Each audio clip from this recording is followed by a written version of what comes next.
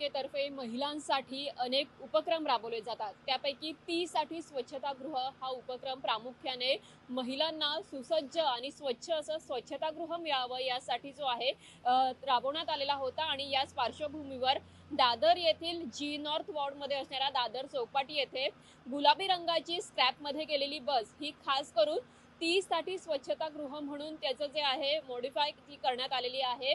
आता आपण त्या बसच्या बाहेरच उभे आहोत, मात्र या बसला टाळं ठोकलं असल्याचं दिसून येतंय आणि यामुळे महिलांसाठी हा जो उपक्रम राबवलेला आहे त्याचं पुढे काय होतं याकडे बीएमसीचं लक्ष नाहीये का असा सवाल प्रामुख्याने उपस्थित होतोय। फक्त इतकंच नाहीये तर आपण पाहिलं तर ही बस ज्या ठिकाणी उभी करण्यात आलेली आहे त्या ठिकाणी जे आहे गर्दुल्यांचा वावरही मोठ्या प्रमाणात असतो आणि त्याच पार्श्वभूमीवर या बसचे काही पार्ट्सही गायब झाले असल्याचं दिसतंय। समोरचा जो पत्रा आहे तो देखील चोरीला गेला असल्याचं पाहायला मिळतंय। फक्त या बसच्या माध्यमातून स्वच्छतागृहच नाही तर एक कॅफे देखील जो आहे तो तयार करण्यात आलेला आहे। मात्र ही उपक्रम जी आहे ती बीएमसी तर्फे राबवली जातात खरी, मात्र त्याचं पुढे काय होतं आणि कशा प्रकारे त्याचं मेंटेनन्स जे आहे केलं जातं असे सवाल आता सामान्य नागरिकांकडून देखील उपस्थित होत असल्याचं पाहायला मिळतंय। मात्र अशा प्रकारे जी आहे दुरावस्था या स्वच्छतागृहाची झाली असल्याचं पाहायला मिळतंय आणि हा संपूर्ण दादर चौपाटीचा जर परिसर पाहिला तर त्या ठिकाणी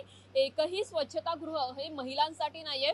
पुढे असणाऱ्या चैत्यभूमीवर एक सार्वजनिक शौचालय आहे, मात्र हा संपूर्ण परिसर जो आहे या ठिकाणी अनेक प्रवासी असेल, पर्यटक असतील, मुंबईकर असतील दररोज येत असतात। मात्र त्यांना स्वच्छतागृहासाठी जाण्यासाठी संपूर्ण जे आहे दादर चौपाटीचं अंतर पार करावं लागतं आणि चैत्यभूमी येथे असलेल्या स्वच्छतागृहामध्ये जावं लागतं। कुठेतरी यामुळे महिलांची गैरसोय होत असल्याचं पाहायला मिळतंय। बीएमसीने खास करून महिलांसाठी हा उपक्रम राबवलेला होता।